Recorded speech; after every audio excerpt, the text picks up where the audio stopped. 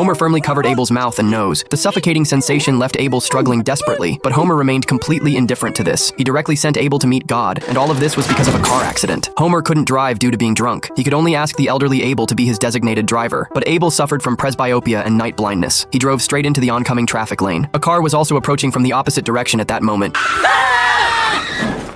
Nice one, thanks. The car rolled continuously, finally landing on the mountain highway, but before Homer could even breathe a sigh of relief, Abel stepped on the gas pedal again.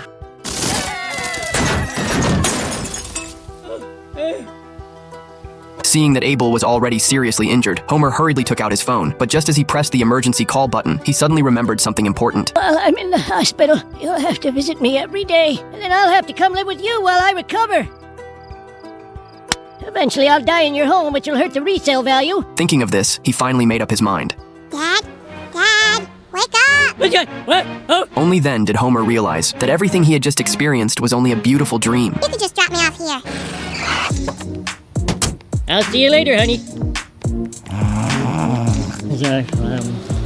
Learning that these few boxes of cookies would cost $30, the mayor could only open the government treasury, but discovered it was completely empty. He had used the last bit of funding to build the Springfield sign. The mayor could only gather residents to discuss solutions. Homer quickly came up with an idea. They deliberately destroyed the town's buildings, then disguised it as hurricane damage to request disaster relief from the federal government. After a brief inspection by government officials, they agreed to allocate $15 million to Springfield for reconstruction. But to obtain this funding, they had to first pay a $10,000 processing fee.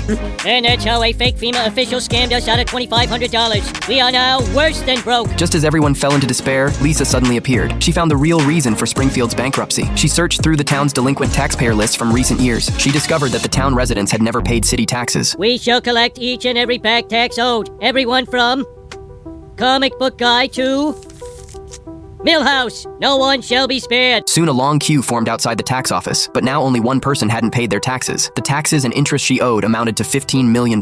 This money was enough to help the town get through the crisis. But Lisa was somewhat surprised when she saw this, because Homer had once been her agent. Right. Dad was Colonel Homer and he wore that awesome suit and literally wanted to bunk his brains out. But I forget how Mom felt about it. Kids, marriage is like a car. Along the way, it has its bumps and dings, and this country can't make one that lasts more than 5 years. With Lurleen, I just walked past the showroom and didn't even go inside. Now let's return to watching the news.